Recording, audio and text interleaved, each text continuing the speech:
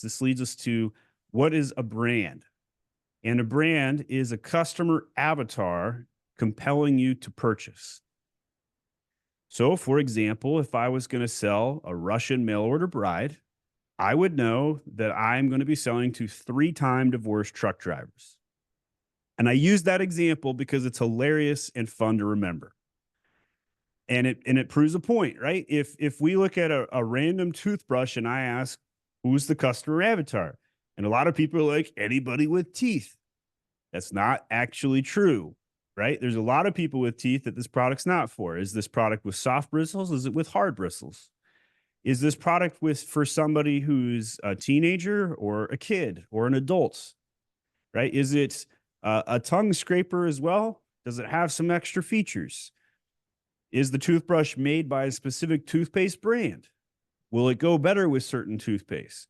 Right. And as we dive into these details and get deeper and deeper, we're not just scratching the surface with anybody with teeth, right? Because if you're trying to sell a toothbrush to anybody with teeth, what are you going to put on that Amazon page? You're going to put people with teeth and call it a day.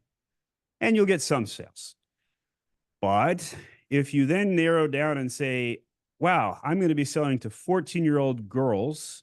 Now let's change it up. Let's go 5-year-old girls because I got a 5-year-old girl. So it's a little top of mind for me. If I'm going to sell a toothbrush to my 5-year-old girl, I can tell you exactly what to buy or what to sell to her.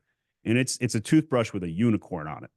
And then I'm going to throw in a little bit of toothpaste on the side and I'm going to make it rainbow color. Right.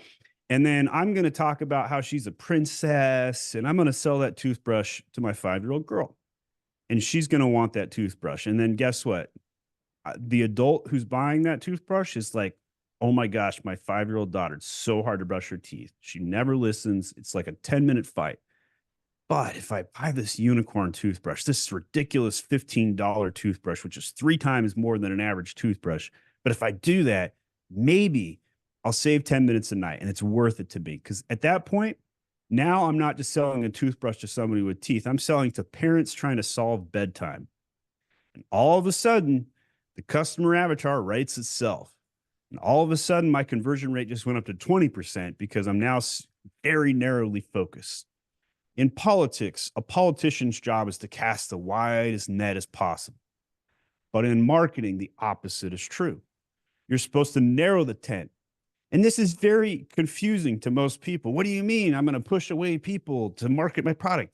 Yes, because the more you push, the more you pull. When you narrow that tent, when I show up as a 37-year-old father with a 5-year-old daughter who has a struggle time getting her to brush her teeth and I see unicorn, I'm going to freaking buy that in 5 seconds.